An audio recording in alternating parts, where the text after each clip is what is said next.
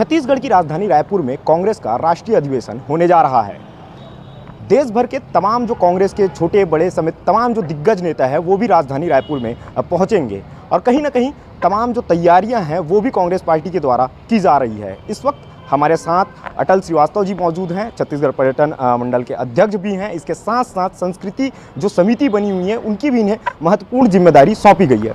Sir, किस तरह की तैयारियां हैं? देखिए, 3 दिन का महाधिवेशन कांग्रेस का यहाँ हो रहा है, जिसकी संपूर्ण तैयारियां की जा रही हैं। लगभग 12 से 14 हज़ार लोग कांग्रेस के पूरे देश से लोग यहाँ पर पहुँचेंगे।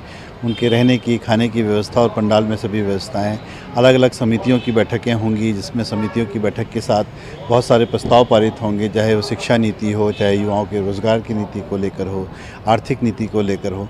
और कभी भी महाधिवेशन होता तो इस दिन एक सांस्कृतिक संध्या होती है, जिसमें 25 तारीख की शाम को सांस्कृतिक संध्या होगी, जिसमें हम पहला पूरे देश के एक जो हमारे नृत्य हैं उनके माध्यम से, लोक कला के माध्यम से हम एक नृत्य प्रस्तुत करेंगे। फिर कांग्रेस का जो गौरवशाली इतिहास रहा है आज़ादी का, मंगल से महात्मा तक और भारत का नवनिर्माण, उसको लेकर एक 50 मिनट का प्ले है, जिसमें विभिन्न आयाम थे। जब आज़ादी के आंदोलन में मंगल पांडे ने, महारानी लक्ष्मीबाई ने, छत्तीसगढ़ में वीर नारायण सिंह ने जिस तरीके की शहादत दी थी, महात्मा गांधी, सुभाष चंद्र बोस, चंद्रशेखर आज़ाद, तो ये पूरी महात्मा गांधी जी के साथ नेहरू, ये पूरी लड़ाई किस तरीके से लड़ी गई, उस समय क्या स्थितियाँ, तो उसको लेकर एक प्ले है। और अंतिम में छत्तीसगढ़ की लोक कला और संस्कृति का एक शो है, जिसमें पंथी नृत्य और कर्मा नृत्य के माध्यम से हम अपनी छत्तीसगढ़ की लोक कला की प्रदर्शनी करेंगे। तो कहीं ना कहीं हमारा पर्पस है कि जो विभिन्न इंद्रधनुषी भारत देश है, जहाँ पर विभिन्न संस्कृति, विभिन्न भाषाएँ, विभिन्न धर्म के लोग किस तरीके से एक साथ उत्सव मनाते हैं नृत्य के माध्यम से,